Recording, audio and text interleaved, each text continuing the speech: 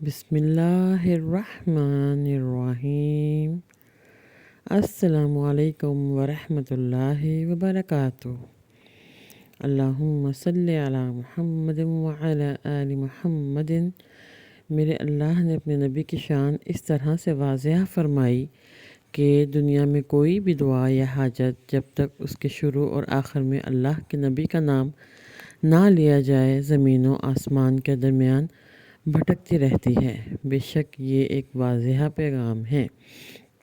جب اللہ رب العزت نے کائنات کو بنایا، اس میں انسانوں کو بھیجا، تو ساتھ میں اپنی کتاب قرآن مجید جو ہے وہ تحفتاً پیش کی اور اس میں واضحتاً لکھ دیا کہ اے انسانوں، میں کسی بھی انسان کو اس کی طاقت سے زیادہ نہیں آزماتا، اور قرآن مجید کو ہمارے لیے ہدایت کا ذریعہ اس طرح سے بنایا کہ کسی بھی قسم کی مشکل سے نکلنے کے لیے قرآن مجید میں ہر مشکل کا حل بتا دیا۔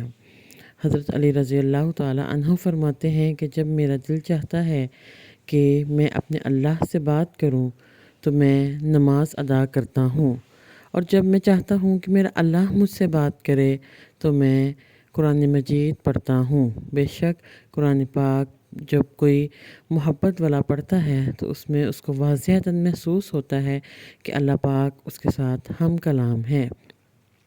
اللہ پاک نے قرآن مجید میں جو دعاؤں کی قبولیت کے 2 ذریعے بتائے، وہ اس کے نبی پر درود و سلام اور اللہ کے آگے سجدہ کرنا ہے۔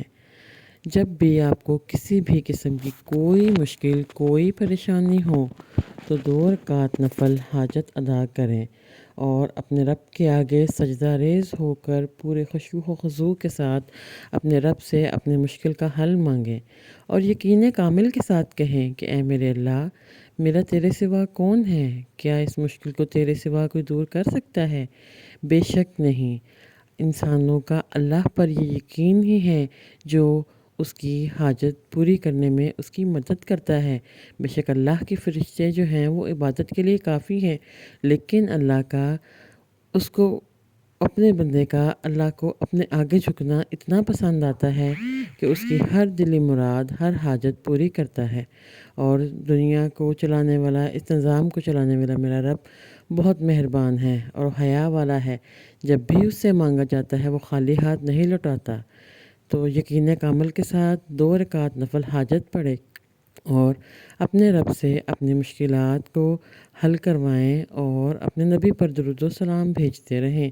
اور اگر آپ ہمارے چینل پر نئے ہیں تو پلیز اللہ کے لیے، اس کے رسول کے لیے ہمارے چینل کو سبسکرائب کریں اور کمنٹس باکس میں اپنے کمنٹس دیں، اور اللہ اور اس کے نبی پر پورا ایمان کامل رکھیں جو کہ ہر کامیابی کا ذریعہ ہے۔